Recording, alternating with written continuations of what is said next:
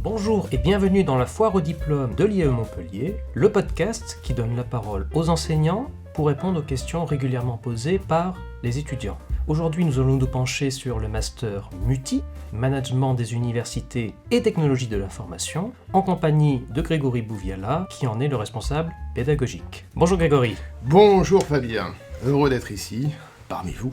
Pouvez-vous commencer par nous présenter cette formation ? Cette formation, en fait, est tirée de double constats. Le constat, je vais faire un petit peu l'historique pour expliquer en fait la particularité de cette formation, parce qu'il n'y en a plus qu'une en France, et qui est directement orientée vers cette formation professionnelle très spécifique.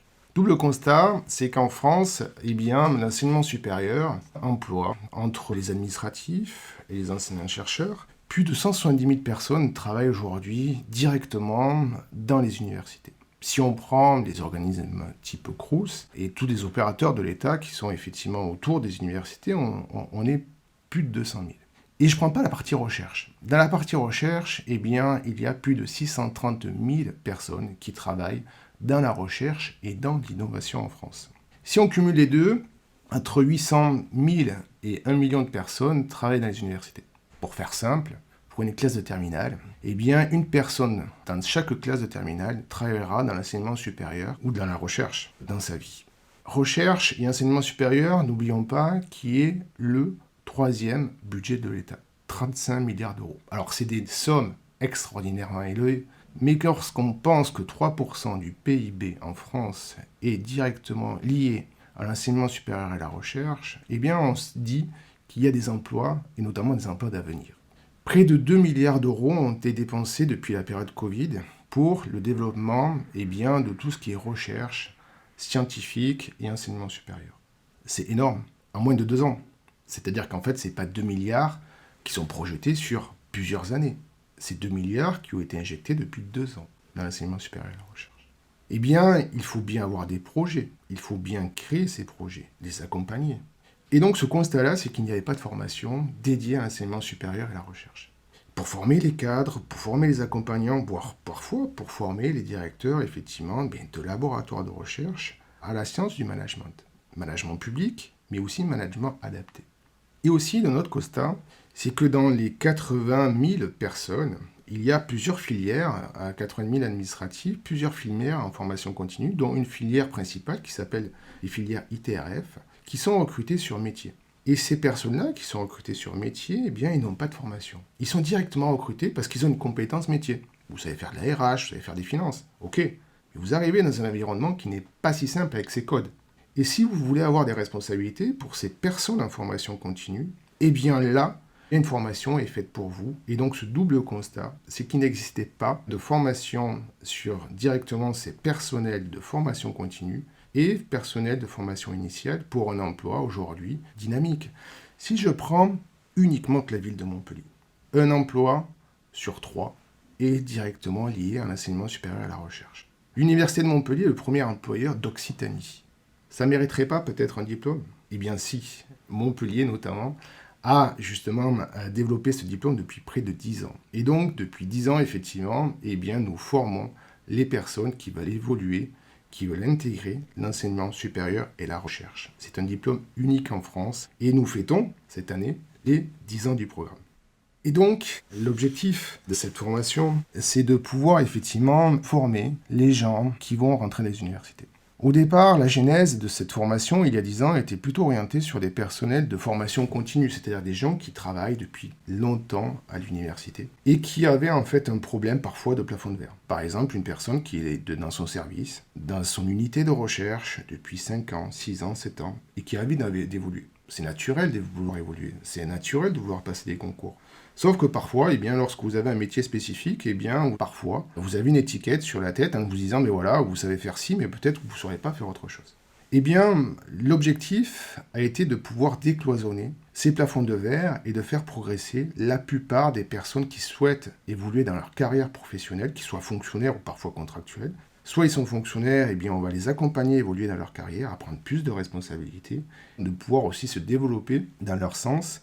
Et puis les personnes qui, eux, n'ont pas de réussite à avoir le concours, on les accompagne à avoir le concours, notamment en formant à la fois sur une compétence métier, mais en les accompagnant individuellement par des formateurs très professionnels qui ont énormément d'expérience sur les réussites au concours à réussir des concours.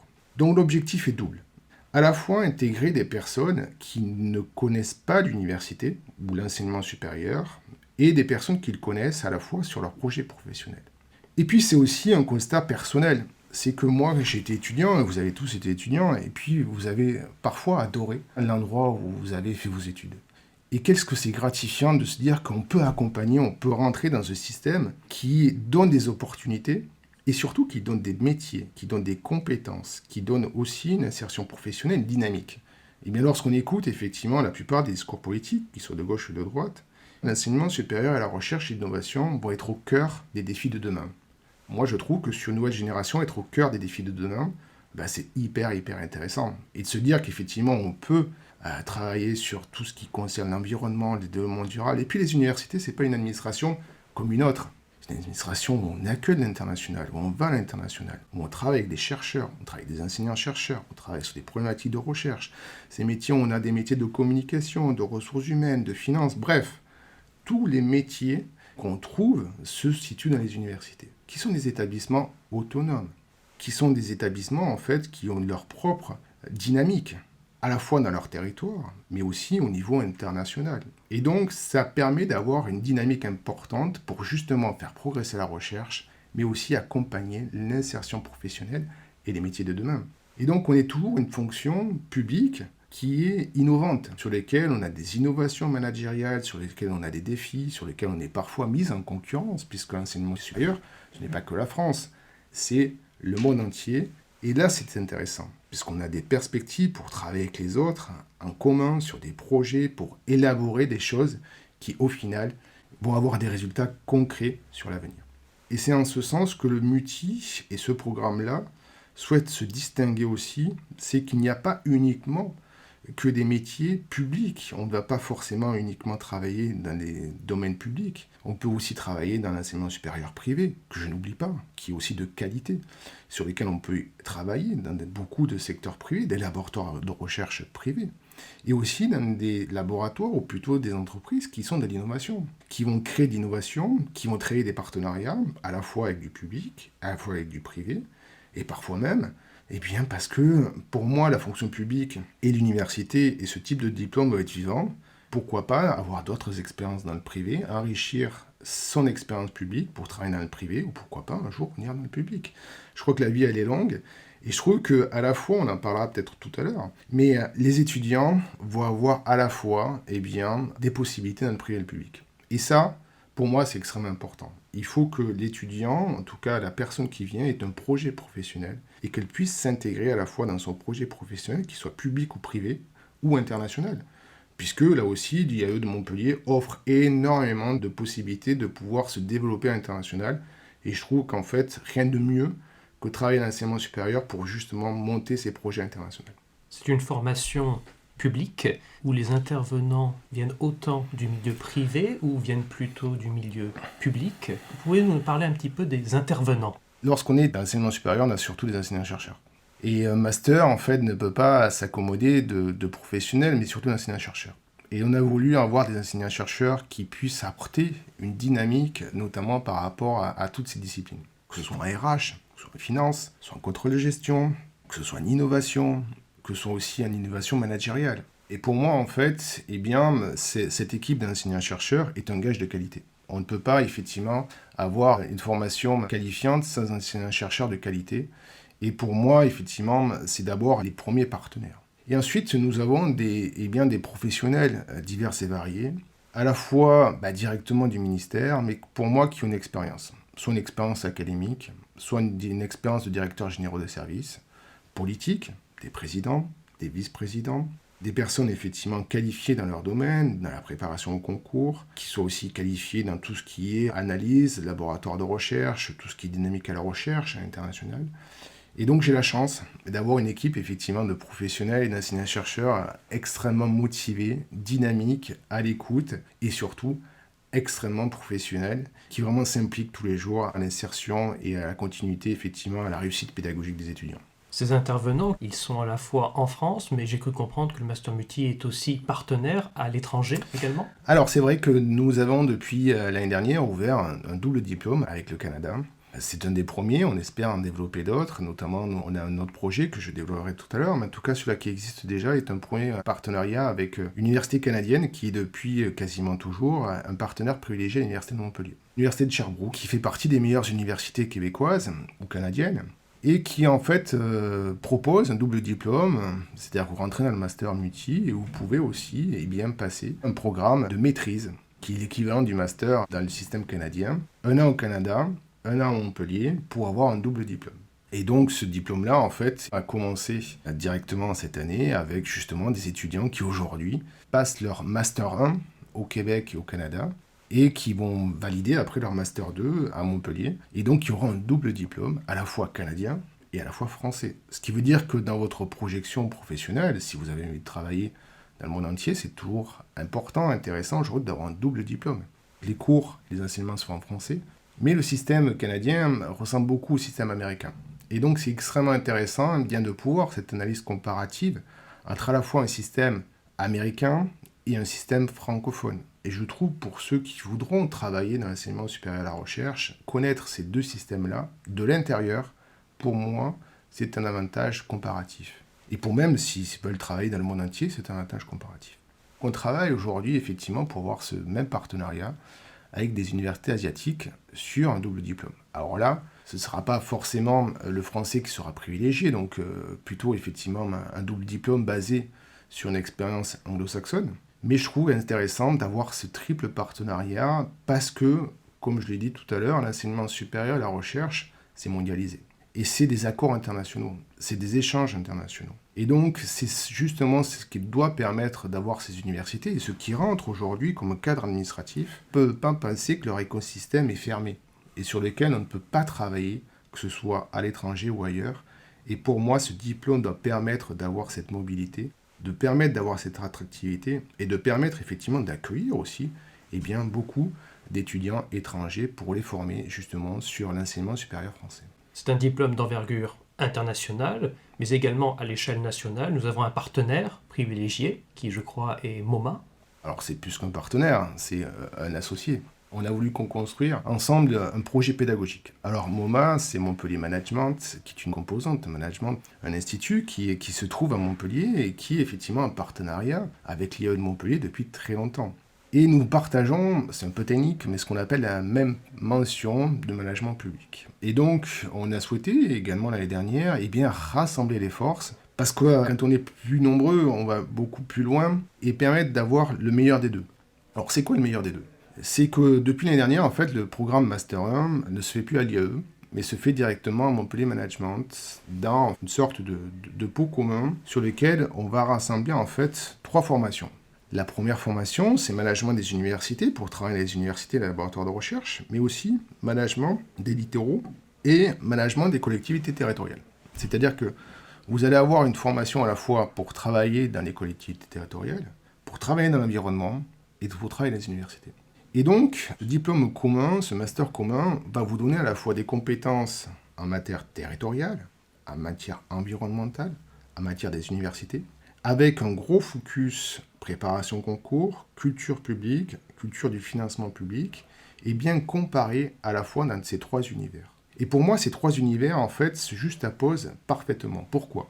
Parce qu'aujourd'hui, les premiers partenaires des universités et laboratoires de recherche sont les collectivités territoriales, régions, départements, métropoles, qui représentent entre 10 000 et 20 000 emplois dans ces entités-là qui vont travailler directement pour l'enseignement supérieur. Les universités, leurs premiers partenaires sont aussi les collectivités territoriales.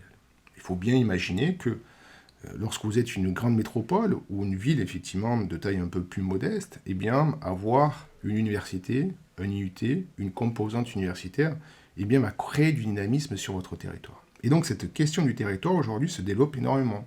Et bien là aussi, cette formation va répondre à ce besoin de ces emplois de pouvoir implanter une unité de recherche, une unité d'enseignement supérieur dans son territoire. Et puis l'avenir aussi, c'est l'environnement. Les universités, les parcours universitaires, les formations universitaires vont beaucoup se développer sur ce qu'on appelle la responsabilité sociale des entreprises, des organisations, sur l'environnement. Aujourd'hui, dans son écosystème, l'enseignement supérieur, on ne peut pas se dire, nous on vit d'un côté, et on ne peut pas être à Montpellier numéro 1 mondial de l'écologie en se disant, il ne se passe rien dans l'environnement, du droit de l'environnement, ou en tout cas de tous les métiers qui vont être les nouveaux métiers facteurs de l'environnement. Et bien d'avoir aussi un master qui va vous accompagner à rentrer dans ces domaines très précis, c'est qu'un plus. C'est-à-dire que vous avez un plus, vous avez à la fois une compétence territoriale, une compétence environnementale, une compétence recherche, une compétence enseignement supérieur sur votre CV, plutôt pas mal. Et donc ce maillage-là fait que vous allez avoir un tronc commun extrêmement diversifié en Master 1, et donc tout le Master 1 se fait au sein de Montpellier Management, avec à la fois une période d'apprentissage ou d'alternance, et puis vous faites le Master 2 à Montpellier, qui est directement lui spécialisé sur toutes les questions liées notamment à la recherche et effectivement aux universités et au développement et à l'innovation, puisqu'aujourd'hui le terme des universités, c'est université et innovation. Quels sont les profils que vous recherchez, Grégory ? Les profils sont très diversifiés. Si on prend l'historique, l'historique était d'abord des personnes qui travaillaient directement dans l'université. Parce que, au départ, cette formation était à destination de ces personnels qui étaient soit des enseignants-chercheurs, des administratifs, des techniciens, des bibliothécaires. Bref, tout ce qui travaillait autour du monde des universités et des recherches, et donc plutôt orienté pour ceux qui étaient déjà à l'intérieur du système, entre guillemets. Mais je trouve que lorsqu'on a une appétence et un goût pour l'enseignement supérieur, la recherche et l'innovation, aussi, c'est intéressant de savoir ce qui se passe derrière. Et donc, on a ouvert de plus en plus aux formations, ce qu'on appelle initiales ou en apprentissage, c'est-à-dire que des gens qui n'avaient pas déjà ou pas travaillé dans les universités ou laboratoires de recherche, effectivement, les accompagner pour leur permettre d'avoir un projet professionnel. Pour moi, c'est important d'accompagner un étudiant sur son projet professionnel, peu importe son projet, on est là pour les accompagner. Donc, les critères de recrutement sur les gens en formation continue, c'est leur projet et leur dynamique. Parce que, je ne vais pas mentir, pour ceux qui sont en formation continue, c'est un engagement. On a un travail, on a une famille, on a effectivement toute une vie. Pendant un an, on va être exigeant, en demander plus, devoir s'organiser, mais pour un projet. Et donc pour moi, en fait, c'est le projet qu'on va avoir ensemble. Où est-ce qu'on va aller, et quels moyens on va se donner pour l'avoir. Si on veut passer un concours, on va effectivement travailler ensemble pour avoir ce concours. Si on veut une évolution professionnelle, on va travailler pour cette évolution professionnelle. Ou par exemple, voilà une personne que j'avais rencontrée, une étudiante, qui voulait en fait absolument changer de structure. Parce que elle avait envie de changer, de se développer, et elle voulait aller notamment dans les collectivités territoriales. On a travaillé ensemble pour travailler en compétences et qui lui a donné de la légitimité pour pouvoir changer de secteur, d'univers. Et aujourd'hui, effectivement, être directrice de la recherche et l'innovation dans beaucoup de collectivités territoriales. Donc voilà en fait des expériences sur ceux qui sont déjà entriumés au sein des universités ou laboratoires de recherche. Mais ceux qui n'y sont pas, qui sont aujourd'hui des étudiants classiques, notamment de licence, alors c'est un master, on recrute un master 1 et un master 2, deux possibilités. Vous êtes un étudiant de licence, vous voulez travailler dans le domaine public et l'enseignement supérieur vous attire, la recherche vous attire. Vous dites, voilà, c'est quelque chose qui me plaît parce que je sens qu'il y a quelque chose à faire là-dedans, et j'ai envie d'y aller, et j'ai envie d'accompagner cela. Et donc, là aussi, ça va dépendre du projet. On n'est pas sur une compétence particulière, mais moi, je serai attentif à quel projet, quel métier. La fonction publique a changé. On ne recrute pas uniquement sur une certaine culture générale. On va aussi, parfois, et surtout, recruter sur des métiers. Et donc, moi, le projet métier est intéressant. Est-ce que j'ai envie de travailler dans les ressources humaines, dans le développement international? Est-ce que j'ai envie d'accompagner la recherche? Est-ce que j'ai envie de travailler dans la finance, dans le contrôle de gestion, dans le pilotage, ou directement dans les métiers de scolarité, dans la pédagogie, de l'accompagnement pédagogique, l'innovation pédagogique, le digital, le numérique, l'informatique? Bref, pour moi, il me faut un projet professionnel qui puisse être cohérent, parce que ces deux formations sont ouvertes, le Master 1 et le Master 2, en alternance. Et donc, il va falloir convaincre le recruteur d'une certaine compétence métier. Là encore, tout ce qui va avoir un projet, pour moi, est beaucoup plus valorisant, beaucoup plus intéressant, et c'est à ce titre-là, effectivement, que je fais une attention particulière. Bien entendu, la qualité du dossier, plus vous avez un dossier qui paraît conforme par rapport à ça, ça peut être important. Pour ceux qui voudraient aller sur le programme Sherbrooke et à l'international, les confrères canadiens, eux, sont beaucoup plus exigeants sur le diplôme. Et donc, ils vont avoir effectivement une volonté d'avoir, là aussi, un cursus universitaire, j'aime pas ce mot-là d'excellence, mais en tout cas qui est plutôt valorisant par rapport aux notes. Et donc c'est pour eux en fait quelque chose d'important puisqu'il y a une double sélection. Une sélection française, une sélection canadienne. Et donc cette sélection canadienne a ses exigences, a ses critères, qui n'est pas uniquement basée que sur le projet professionnel. Donc, ouvert à toutes les compétences, que vous soyez juriste, que vous ayez fait effectivement du droit social, de la géographie, de l'informatique, des RH, de la gestion, du contrôle de gestion, de la finance, bref. Pour moi, ce qui m'intéresse, c'est votre projet professionnel et votre implication à pouvoir effectivement vous intégrer dans cet univers. Et j'ai découvert depuis maintenant 2-3 ans qu'il y avait des étudiants justement qui avaient ces spécificités-là, qui ont souvent eu des engagements pour les universités, qui ont été élus dans leur conseil de composantes, élus au sein de leur programme, parfois vice-présidents étudiants. C'est-à-dire que voilà des étudiants en fait qui ont une appétence forte, un attrait pour l'université, pour son organisation, qui la connaît parfois parfaitement, mais qui n'ont pas un diplôme qui est en cohérence par rapport à leur activité. Parfois, ils ont effectivement un degré, un domaine de spécialité, et puis finalement, ils s'aperçoivent qu'ils sont passionnés par ce qui se passe dans l'enseignement supérieur et la recherche. Eh bien, depuis maintenant 3-4 ans, nous accueillons chaque année 2, 3, 4, cette année on est à 5 étudiants, vice-présidents des étudiants qui vont effectivement s'intégrer dans ce parcours-là. Et ce parcours-là, notamment en Master 2, a une particularité, c'est que maintenant, depuis 2 ans, il est digitalisé. C'est-à-dire qu'on peut à la fois être en présentiel ou suivre ce programme de façon digitale. Et je pense que c'est une évolution qui est naturelle et normale pour plusieurs raisons. La première, c'est qu'en fait, ce diplôme est le dernier, il a une dimension, une vocation nationale, voire internationale. Et il se fait en français, mais aujourd'hui, parfois, il est très compliqué, même si le sens de transport à Montpellier et la ville est magnifique et attractive. Mais lorsque vous avez un emploi en région parisienne, en région lyonnaise, à Bordeaux, à Nice ou autre, vous ne pouvez pas en fait vous absenter une semaine, toutes les 3 semaines. Parce qu'il y a des coûts, parce que ça demande effectivement un engagement, mais par contre, vous pouvez vous connecter. Et si vous avez un terrain d'apprentissage en région parisienne ou à l'étranger, vous pouvez vous connecter. Et donc, on a créé en fait ce qu'on appelle du comodal, c'est-à-dire qu'à la fois des cours en présentiel et avec aujourd'hui, grâce à l'investissement de notre composante, la technologie pour faire à la fois des cours en présentiel et distanciel, c'est ce qu'on appelle du comodal, c'est-à-dire qu'il y a à la fois des étudiants présents et puis d'autres personnes qui suivent le cours en distanciel, mais qui peuvent directement interagir avec l'ensemble de la promo, ce qui fait une dynamique assez intéressante. Et donc, on a maintenant, depuis 2 ans, aussi des étudiants internationaux, en Afrique, en Asie, et cette année, effectivement, aux États-Unis. Donc, rien n'empêche, même si parfois il faut veiller au décalage horaire, de pouvoir effectivement se connecter. Et si, par exemple, vous êtes un étudiant à Paris, vous êtes par exemple un VPE à Paris, à Bordeaux, à Grenoble, et vous dites, moi ça m'intéresse, mais je ne sais pas si je pourrais matériellement me déplacer, le MUTI, se déplace pour vous. Et donc, aujourd'hui, tout peut se faire par le digital. Derrière, l'idée, c'est de pouvoir aussi parfois se regrouper sur des points, sur des travaux en commun. Mais aujourd'hui, la distance, malheureusement ou heureusement, depuis 2 ans, la consommation de l'information a modifié et c'est normal que ce diplôme évolue aussi pour pouvoir aussi s'adapter à tous les projets de vie qui permettent à la fois d'avoir ce parcours en diplôme, de pouvoir se diplômer, tout en effectivement pouvoir avoir son expérience dans le secteur où on habite. Est-ce qu'il faut nécessairement avoir une appétence pour le secteur public français quand on rejoint la formation MUTI, ou bien est-ce que c'est plus ouvert ?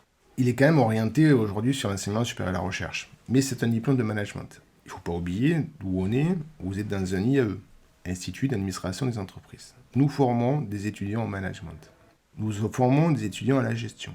Former en fait des étudiants à la gestion ou au management, qu'ils soient publics ou privés, c'est dans la tête des gens. C'est-à-dire que vous avez une formation qui peut vous intégrer aussi bien dans le public que dans le privé. J'en veux pour preuve, c'est qu'effectivement, on a un taux d'insertion professionnelle qui est quasiment égal à 100%.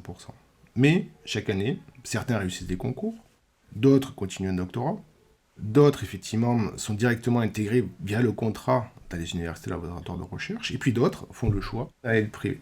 On a des choix qui sont en fonction des choix de vie et des choix aussi d'appétence. Et en fait, ce diplôme n'empêche pas aujourd'hui d'avoir des apprentissages dans le secteur privé, des apprentissages dans le secteur public, Et donc, un panel de possibilités, et vous n'êtes pas enfermé, vous n'êtes pas obligé de travailler à les universités. Vous avez un diplôme de management d'un IAE qui fait partie des meilleures écoles de management reconnues en France dans le réseau des IAE. Cette année, nous avons par exemple 2 étudiants en apprentissage dans des entreprises privées qui sont en recherche et développement, et puis d'autres sur d'autres secteurs économiques. Et ça correspond tout à fait bien, puisque effectivement l'alternance correspond aux besoins de l'entreprise. L'étudiant suit un cycle de management, et quand vous devez encadrer des personnes du public ou du privé, faire un projet qui soit dans le public ou le privé, s'occuper des ressources humaines dans le public ou le privé, savoir utiliser un logiciel de gestion dans le public ou le privé, il ne faut pas en fait regarder public ou privé, il faut travailler organisation. Est-ce qu'aujourd'hui, dans les grandes organisations, eh bien, on ne retrouve pas tout ce qu'on retrouve dans le public ou le privé? Aujourd'hui, il faut quand même reconnaître que la plupart des formations qui sont plutôt orientées management public, eh bien, trouvent beaucoup d'initiatives du privé. Et donc, ce qu'on retrouve dans ce type de master ressemble quand même très fortement à ce qu'on peut retrouver dans le privé. Et d'ailleurs, souvent, les intervenants, surtout souvent enseignants-chercheurs, enseignent à la fois dans les managements publics ou management privé. Et donc, il n'y a pas de si grande différence que ça. Et puis, on a un parcours de carrière qui est assez étonnant, puisque au-delà d'étudiants qui sont sortis de ce programme, qui ont créé des entreprises, on a eu quand même un étudiant, deux cursus assez rigolos. Un qui a voulu faire un projet de mannequinat, et donc qui a fait le tour du monde en étant mannequin. Et un autre qui a souhaité effectivement entrer dans la finance, et qui est aujourd'hui trader international. Et donc, rien n'empêche effectivement à ce parcours-là de partir sur directe voie, mais ça reste des exceptions. La plupart ont trouvé un projet professionnel dans l'enseignement supérieur et la recherche. On a parlé de l'alternance, mais c'est une formation également ouverte au stage. On est ouvert dans tous les cas. L'alternance, pour les formations initiales, c'est mieux. Pourquoi c'est mieux? Parce que vous êtes payé et vous avez une expérience professionnelle. Et il n'y a rien de mieux, notamment parce que les rythmes sont quand même basés sur l'alternance, et bien de pouvoir trouver une alternance. Sauf que parfois, c'est pas si facile que ça. Donc oui, tous les étudiants, on n'est pas obligé d'être apprenti pour entrer dans la formation. Tous les étudiants en formation initiale peuvent tout à fait rentrer dans cette formation, mais par contre, ils devront trouver un stage dans leur cursus, soit un stage dans l'enseignement supérieur public ou dans la recherche ou l'innovation, ou pourquoi pas trouver un stage dans le secteur privé. Moi, tout me va, il suffit que ça corresponde au projet professionnel de l'étudiant et qu'il soit heureux dans son univers. Moi, je suis le plus heureux des hommes. Et donc, il n'y a pas de vraie obligation. Par contre, il faut être franc. L'apprentissage ou l'alternance, qui est aujourd'hui possible, que ce soit un Master 1 ou un Master 2, va vous donner une expérience professionnelle, un salaire, une rémunération. Mais des fois, je peux comprendre. Vous pouvez avoir une offre d'alternance très éloignée. Pour des raisons économiques, c'est peut-être un peu compliqué de faire les deux.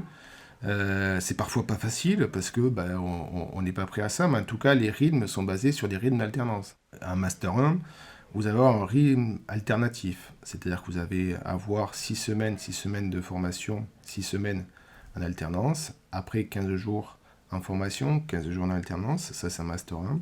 Et un Master 2, vous allez avoir en fait une semaine de cours pour 3 semaines en expérience d'alternance. Donc forcément, dans ces 3 semaines où vous êtes en alternance, eh bien, c'est beaucoup plus intéressant de pouvoir avoir cette expérience professionnelle parce que pour moi, une formation d'enseignement supérieur, c'est les deux. C'est à la fois un enseignement pédagogique, mais aussi une expérience professionnelle. Donc, tout est ouvert.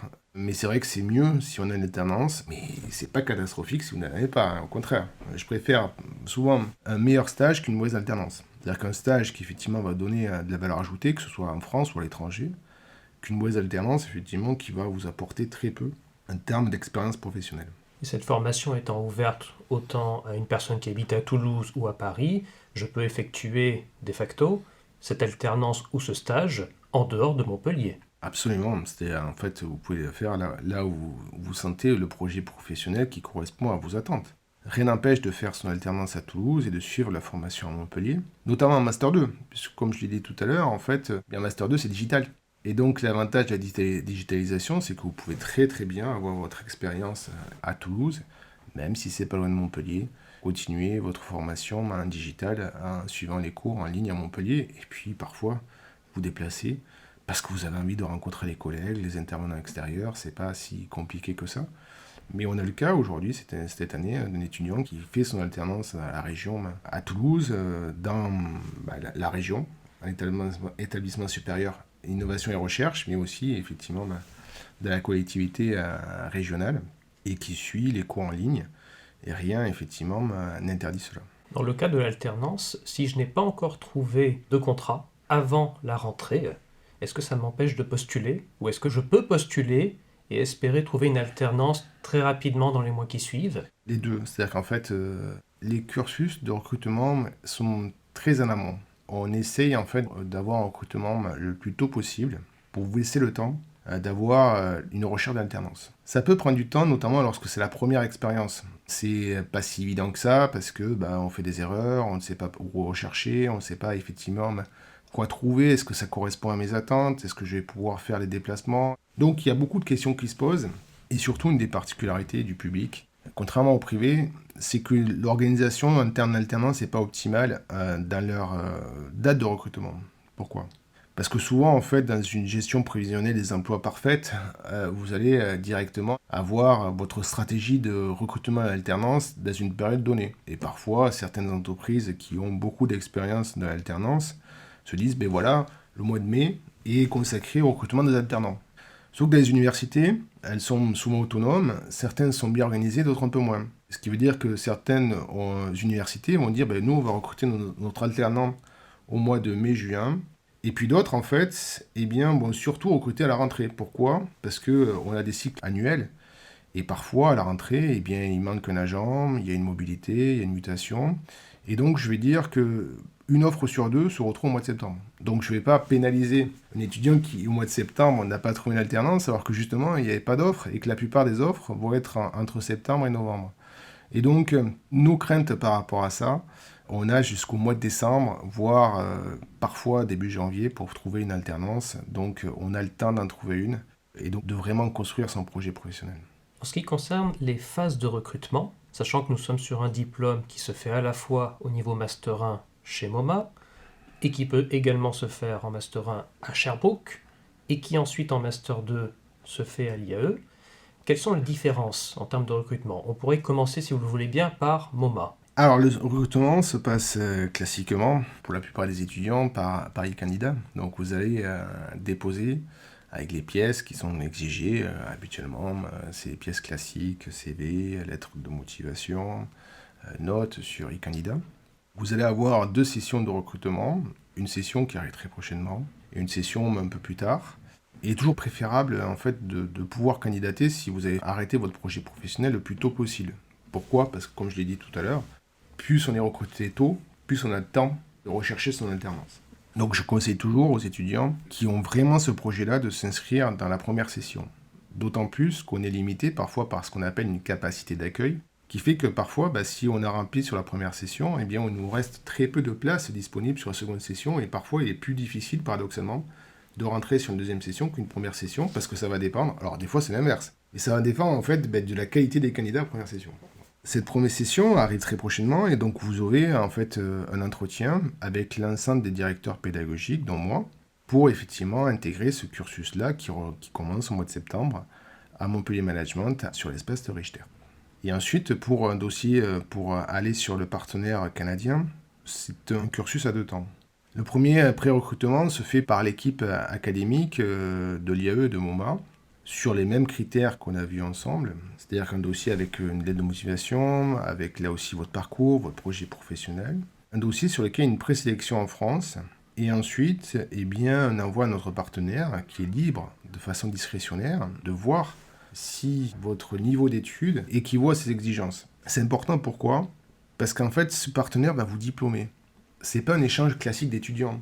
C'est pas l'IAE qui envoie 3 étudiants à l'étranger, mais qui n'auront pas le diplôme. Et donc, lorsqu'on est sur un double diplôme, il y a une exigence académique. Et donc, le partenaire va lui aussi croiser ses critères académiques. Donc, forcément, on va sélectionner, entre guillemets, les meilleurs dossiers, qui lui-même va sélectionner son meilleur dossier. On fait ça le plus tôt possible, pourquoi ?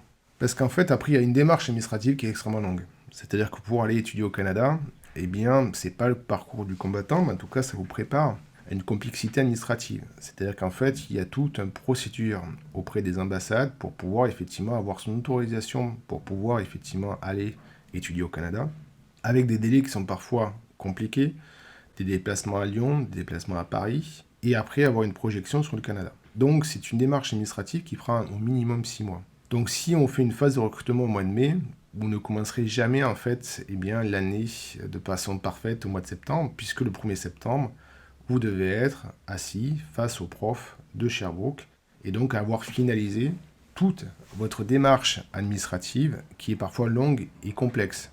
Mais ça vaut le coup. Ça vaut quand même le coup et donc pour une expérience de vie. Parce que lorsque vous allez sur un campus style américain, où vous voyez défiler devant vous en fait toutes les séries que vous avez pu regarder dans votre enfance, il y a une qualité pédagogique incroyable. Elle est très bonne en France, mais elle est excellente aussi au Canada. Et je pense qu'effectivement, la plupart des étudiants qui sont allés cette année sont ravis. Mais ils ont été aussi surpris par l'exigence académique. Parce qu'il y a une vraie exigence académique. Attention, vous êtes sur un double diplôme. Vous n'êtes pas en mobilité de voyage au Canada. C'est-à-dire qu'en fait, vous êtes là-bas pour travailler. C'est-à-dire qu'en fait, vous n'êtes pas là-bas pour faire des voyages. Parce qu'ils ont une certaine rigidité aussi au Canada. Donc c'est une rigidité américaine. L'objectif, et ça j'y veillerai personnellement, c'est que vous ayez vraiment ce projet de double diplôme. C'est-à-dire que derrière, vous allez chercher leur diplôme à eux. On n'est pas dans un échange touristique. On est dans un échange pédagogique avec une exigence pédagogique. Et surtout, l'université de Sherbrooke peut se classer comme l'université de Montpellier parmi des universités d'excellence. Donc le niveau est relativement exigeant, mais ça en vaut la peine. Pour le Master 1, il faut, en ce qui concerne MoMA, se rendre sur eCandida.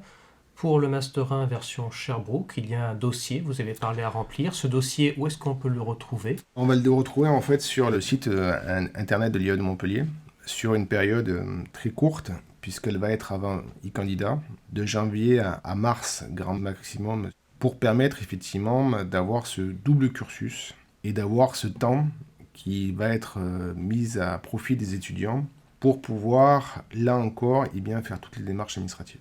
Autrement dit, il y a une double démarche si je souhaite aller à Sherbrooke. Il y a à la fois candidater à MoMA et à la fois remplir ce dossier de l'IE Montpellier. Oui, parce qu'on est sur une double exigence. Comment ça va se passer matériellement ? Vous allez télécharger un dossier qui va ressembler au dossier que vous allez devoir télécharger sur Montpellier Management. MoMA. Ce dossier-là va être étudié par une commission pédagogique spécifique pour voir si vous avez effectivement les appétences ou les compétences exigées par le partenaire. L'idée, c'est pas perdre du temps. Donc on sait à peu près les critères, on a les nôtres forcément, mais ça doit correspondre. Si nous validons par cette commission votre dossier, le dossier va être envoyé à Sherbrooke. Mais en même temps, va s'ouvrir en fait le parcours classique et l'ouverture du logiciel eCandida. Et administrativement, si l'étudiant est accepté sur cette fameuse première commission, il devra quand même toujours se inscrire sur eCandida parce qu'il est sur un double diplôme. Il ne faut pas oublier qu'il est aussi inscrit en France. Et donc par le jeu des accords, il doit faire une inscription qui sera, là aussi si on est cohérent, validée par les mêmes commissions pédagogiques. Mais il ne faudra pas oublier de le faire, parce qu'effectivement, vous n'allez pas valider après le diplôme français. Ce qui sera un peu dommage, c'est que vous allez valider le diplôme canadien et pas le diplôme français, ce qui risque d'être un peu ennuyeux. Donc l'idée, c'est de faire les deux. Est-ce qu'il faut prévoir un peu d'argent pour partir à Sherbrooke ? Oui et non. Sherbrooke étant au Canada, vous avez des frais de déplacement. C'est très compliqué de pouvoir effectivement aller en autostop à Sherbrooke. Il y en a qui ont essayé, mais ils ont eu quelques difficultés. La vie n'est pas plus chère au Canada qu'en France. C'est-à-dire qu'il y a des choses qui sont plus chères, d'autres qui sont moins chères. Les loyers ne sont pas plus chers qu'en France. Par contre, il y a beaucoup de formalités, beaucoup de frais accessoires et des frais de déplacement qui sont importants. Des frais administratifs pour pouvoir faire ces dossiers et aussi un coût du diplôme, puisque l'université de Sherbrooke, malgré effectivement le fait que nous ayons négocié les tarifs, applique naturellement les tarifs qui sont les siens par rapport à leurs étudiants, qui évoluent autour de quelques milliers de dollars canadiens et qui sont payés par semestre. Donc c'est un budget autour effectivement de double inscription qui doit coûter sur les inscriptions canadiennes qui sont autour de 5 000 €, plus les inscriptions en France. Alors il y a un coût, mais il y a aussi des aides à la mobilité par des bourses effectivement Erasmus, voire des bourses aussi région, qui vont amoindrir cet effort financier, mais je ne peux pas cacher qu'il n'y a pas un effort financier. Il faut un effort financier dès lors qu'on va faire ses études d'un double diplôme à l'étranger. Les frais d'inscription sont parfois effectivement les leurs. Et il faut respecter aussi la souveraineté là aussi, mais on n'est pas sur des prix des États-Unis. On n'est pas à 50 000 $ l'année. On est plutôt effectivement autour de 4 à 5 000 € l'année.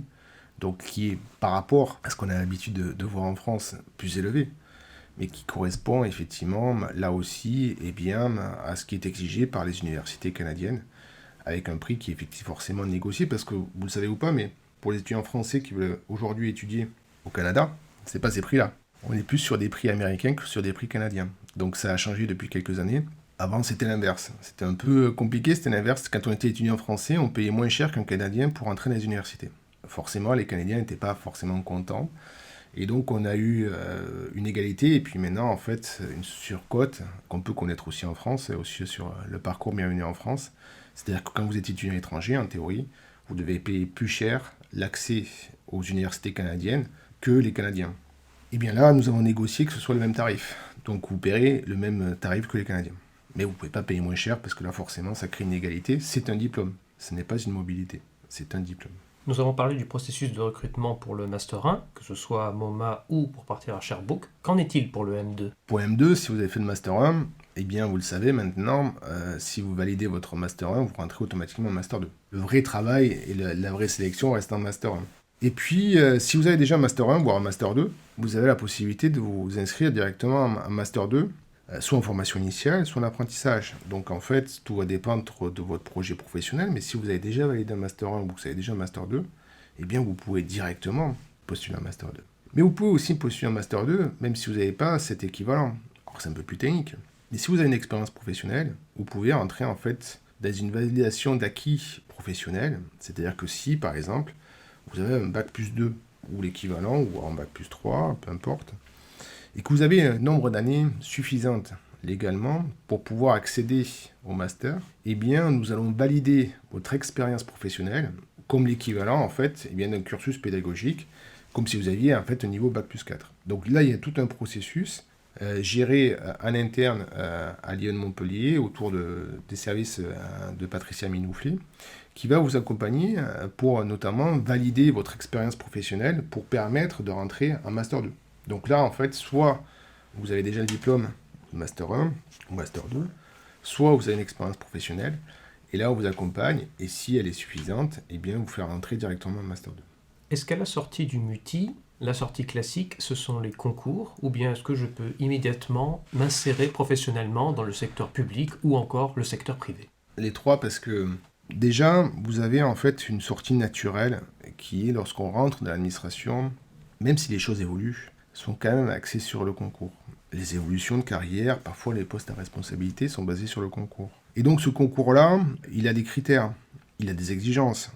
Et c'est notre boulot en fait de vous les faire découvrir et de vous atteindre ce niveau-là pour permettre d'avoir les concours. Avoir un concours le plus haut possible. Et puis la fonction publique change. C'est-à-dire qu'en fait, si on ne rentre plus dans les universités, une personne sur 4 dans les universités sont ce qu'on appelle des agents dits contractuels. C'est-à-dire que vous allez rentrer par le contrat, et depuis l'année dernière, la possibilité effectivement de rentrer par le CDI. Vous pouvez rentrer par le contrat, parfois négocier vos prétentions salariales, parfois un peu moins, donc ça dépend effectivement des organisations. Mais vous allez rentrer dans le contrat parce que le projet et le poste vous intéressent. Mais il n'y a pas de possibilité de concours. Eh bien, vous avez la possibilité de rentrer par le contrat dans l'enseignement supérieur et la recherche, parfois des contrats longs, des contrats courts, mais au moins vous avez une expérience professionnelle qui va s'engager. Et après, pourquoi pas passer des concours un peu plus tard. Par exemple, moi j'ai un étudiant qui est passé sur un contrat qui était extrêmement intéressant, de catégorie A, mais qui a passé des concours un peu plus tard, et qui, au fur et à mesure des concours, aujourd'hui est un directeur des affaires financières d'une des plus grosses universités, effectivement, de France. Le parcours professionnel, il ne s'arrête pas à la sortie du master, il se construit par rapport à la suite. Et ensuite, eh bien, dans le privé, c'est vos compétences, vos capacités qui vont vous permettre d'accéder, avec votre expérience et votre formation, aux postes qui vous intéressent et pouvoir évoluer sur les postes qui vous intéressent. Et puis le dernier débouché sur lequel je m'arrêterai 5 minutes, c'est le doctorat et la recherche. Je ne peux pas parler d'un enseignement supérieur et de recherche sans vouloir aussi donner une dynamique à des étudiants de vouloir devenir enseignant-chercheur, si la recherche vous intéresse, notamment la recherche en gestion. Et si vous avez une appétence pour la gestion, si vous avez une appétence pour la recherche en gestion, eh bien nous vous accompagnons pour pouvoir vous inscrire dans un doctorat, soutenir votre doctorat, et avec l'espoir, comme c'est le cas en ce moment, eh bien d'avoir des étudiants ou ex-étudiants MUTI qui deviennent enseignants-chercheurs dans les universités ou parfois même uniquement des chercheurs, que ce soit dans le privé ou dans le public. Cependant, si vous voulez vous inscrire dans un cursus plutôt orienté sur la recherche, eh bien en Master 2, il faudra vous inscrire sur un autre parcours, un parcours dit secondaire. C'est le parcours qu'on appelle un REM. C'est un master en fait qui va vous donner toutes les clés et les bases pour bien construire votre recherche et pas perdre de temps. L'idée en fait, c'est de vous donner des bases en matière de méthodologie de recherche, de didactique de la recherche, de compréhension de la recherche, qu'elle soit à la fois privée ou publique. Eh bien, vous allez vous inscrire sur ce double cursus. Mais extrêmement important. Puisqu'après, si on veut avoir un financement pour ces années d'études, eh bien, ce master dit REM, basé sur notamment cette dynamique du chercheur, va être obligatoire. Il est très conseillé que si vous vous inscrivez dans le master multi, dans une optique de pouvoir effectivement après consacrer votre insertion dans les domaines de la recherche, de faire cette double inscription. C'est un double diplôme. C'est un double diplôme, tout à fait. Voilà, on s'inscrit à la fois dans le multi et en master 2 secondaire, en master REM, Oui. sachant que lui-même, le master REM, est très adaptable puisqu'il peut se faire également en ligne, comme il peut se faire en présentiel. Absolument. Et d'ailleurs, le partenariat va plus loin, c'est que vous avez en fait faire un travail de fin d'études qui est le même. Et là encore, le stage ou l'expérience professionnelle, lorsqu'on est sur un parcours REM, est mis de côté parce que votre projet, c'est de la recherche. Donc je ne vais pas vous demander d'avoir une expérience dans une entreprise si derrière vous voulez faire de la recherche en tant que chercheur. Donc on va avoir dans votre projet professionnel bien que votre mémoire de recherche soit le même mémoire dans le multi que dans le REM. Je ne vais pas vous demander deux travails.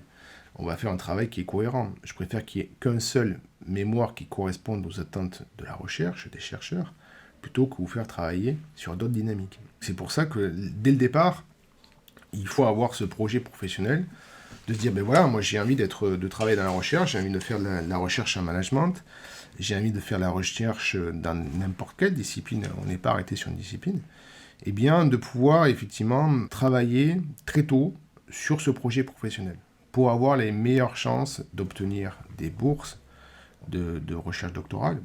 Retenez que depuis 2 ans, elles étaient multipliées par 3, donc beaucoup plus de facilité aujourd'hui d'avoir des bourses pour faire sa recherche. Un accompagnement qui est augmenté. Lorsqu'on fait sa recherche et qu'on est financé, eh bien le salaire est aujourd'hui décent.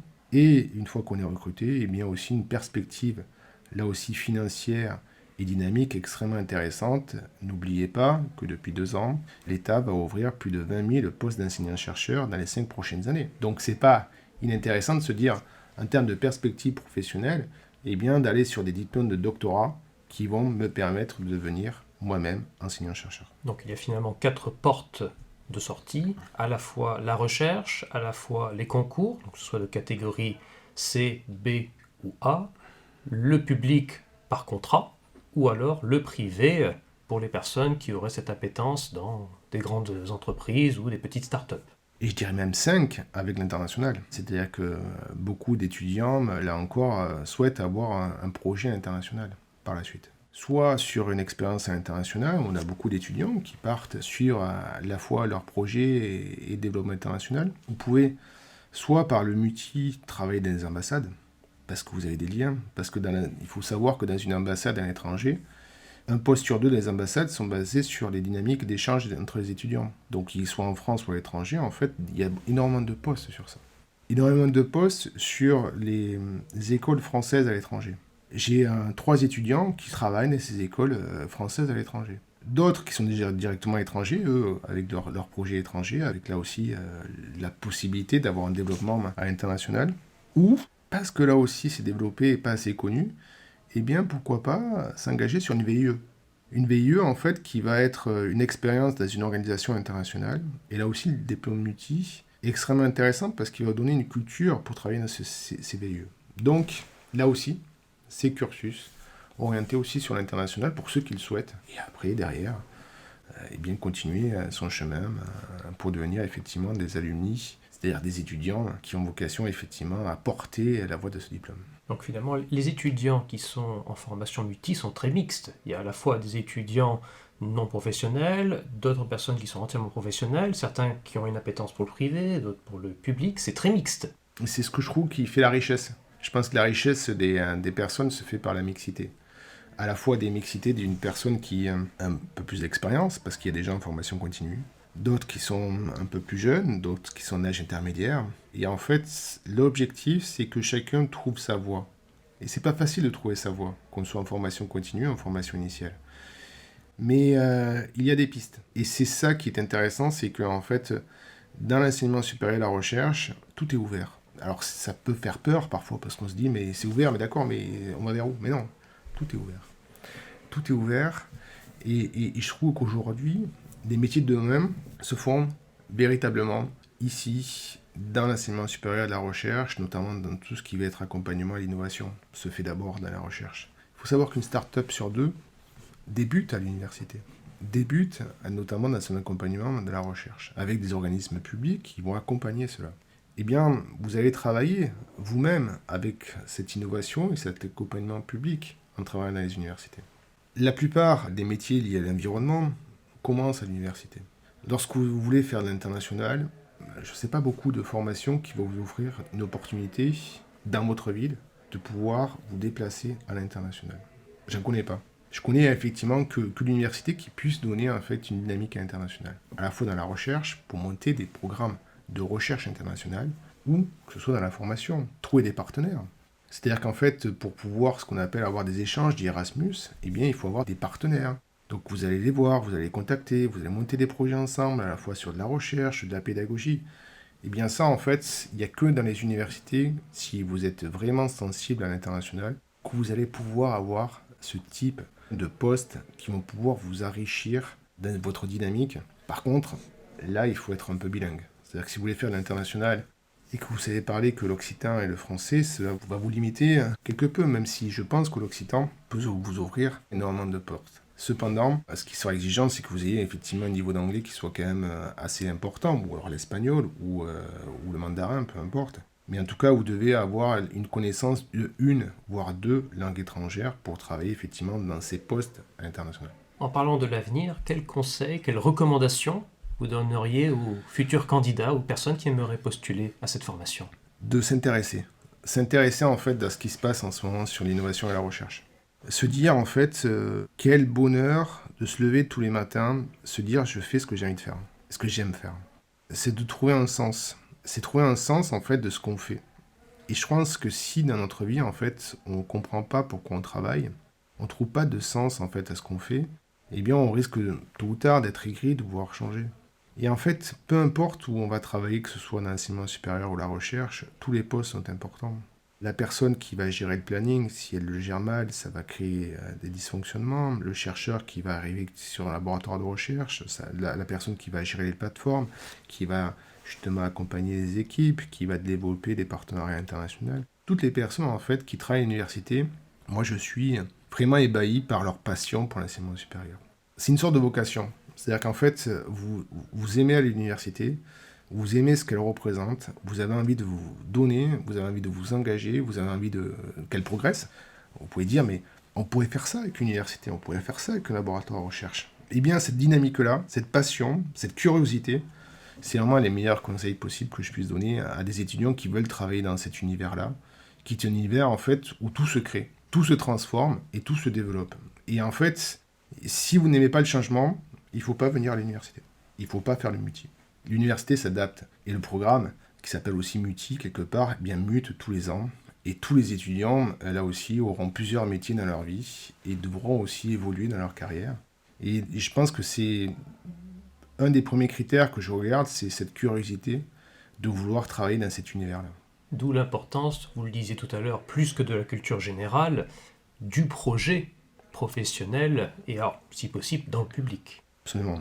C'est le projet, en fait, qui fait toute la différence. C'est l'implication des étudiants à se dire « je vais donner du sens à ce que je fais. Je vais donner du sens à passer un concours. Je vais donner du sens à faire évoluer les choses. » Alors oui, les organisations publiques ne sont pas parfois aussi souples que parfois certaines startups. Cependant, je crois que c'est toutes les personnes qui sont à l'intérieur du système qui font changer ce système-là. Et ce que je trouve passionnant avec les nouvelles générations, c'est cette volonté, ce regard qu'ils ont. Je prends un exemple. Une université comme l'Université de Montpellier, qui était en fait numéro 1 en écologie sur ses classements de recherche, mais qui en son sein n'avait mis en place aucun système de tri, de déchets, de mise en place de développement écologique durable. Eh bien, par les étudiants, par les projets étudiants, par les projets en fait de ce qu'amènent les étudiants sur notamment l'empreinte carbone, des choses comme ça, eh bien, l'administration, l'organisation évolue pour que le FAS soit en phase avec sa dynamique de recherche et donc soit forcément cohérent. Et donc, on va aujourd'hui vers une université qui est plus environnementale, plus écologique, plus responsable, aussi dans sa consommation. Et ce regard-là, en fait, il est porté par cette nouvelle génération. Et je trouve que c'est cette génération qui va arriver, qui va faire l'université de demain, qui va donner cette dynamique et ce sens-là. Se dire qu'on est plus spectateur, en fait, de ce que va devenir les universités, mais qu'on en soit les acteurs, eh bien, je trouve ça passionnant. Travailler à l'université, ce n'est pas qu'être enseignant. C'est justement, en fait, c'est accomplir eh bien, toutes les missions qui accompagnent l'enseignement et la recherche. C'est des métiers qu'on ne voit pas. Lorsqu'on est étudiant, on va s'asseoir sur le banc de la fac, on va se connecter aujourd'hui sur Zoom ou sur Teams. Mais finalement, on ne voit pas tous les métiers qu'il y a autour. On ne voit pas en fait que tout tourne naturellement parce que c'est des gens qui sont dans le nombre. On ne voit pas tous les métiers de la RH, de la finance, de l'international. On va parfois rencontrer lorsqu'on va avoir besoin de faire un stage quelqu'un qui va vous donner une convention de stage. On peut l'avoir aussi lorsque le juriste fait appel à vous, mais on va être consommateur d'un service, et c'est normal. Mais derrière ça, en fait, il y a toute une organisation en fait, qui est passionnante, une organisation qui est en évolution et qui est un échange permanent. Et je trouve que c'est relativement intéressant, notamment au niveau de la recherche. Pourquoi ? Parce que dans la recherche, peu de personnes qui vont écouter ce podcast sont entrées dans un laboratoire de recherche. On travaille avec des chercheurs. Mais je peux vous dire que c'est passionnant de savoir sur quoi travaille la recherche et les chercheurs et comment nous, à notre échelle, on peut les accompagner à monter des projets européens, des projets de financement, à développer, à les soutenir, à les orienter, à les financer et notamment à les renouveler.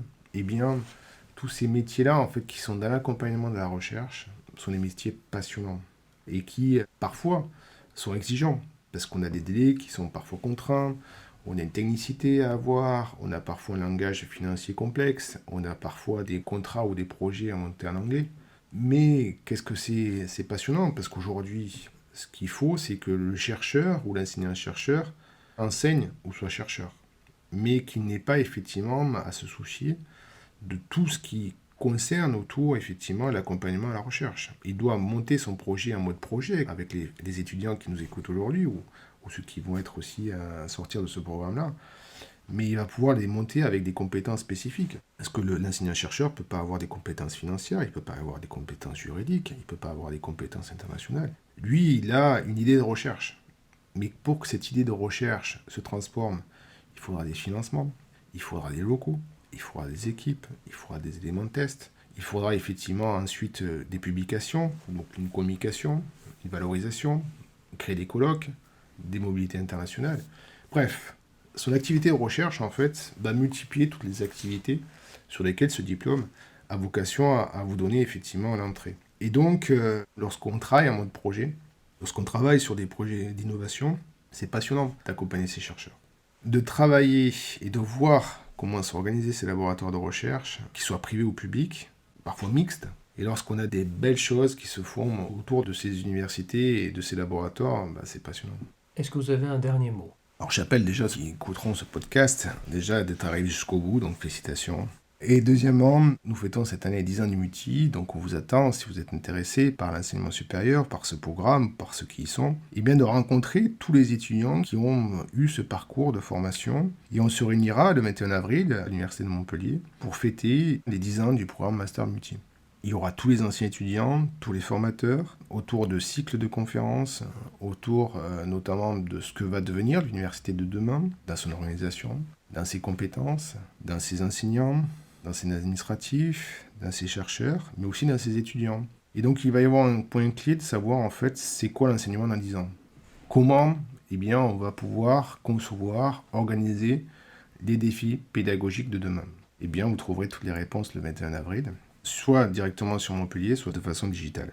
Et puis, je vous invite aussi à venir aux Journées Portes Ouvertes, qu'elles soient tous les ans à l'IAE de Montpellier, rencontrer les équipes pédagogiques, à la fois sur MoMA ou sur Montpellier, de bien vérifier les actualités. Et puis, si vous êtes intéressé par le projet Sherbrooke, contactez rapidement l'administration pour voir si encore nous pouvons organiser cette mobilité internationale. Ce sera le mot de la fin. Un grand merci, monsieur Grégory Bouviret, d'avoir participé à ce podcast consacré au Master de Muti. Merci à vous. L'ensemble des informations évoquées seront affichées dans le lien de la description. Si vous avez d'amples questions, rendez-vous sur nos réseaux sociaux ou tout simplement sur mail iae-communication@umontpellier.fr. Et dans l'attente d'un prochain podcast, je vous remercie de votre attention, vous souhaite une belle journée et vous dis à bientôt. Au revoir. À bientôt.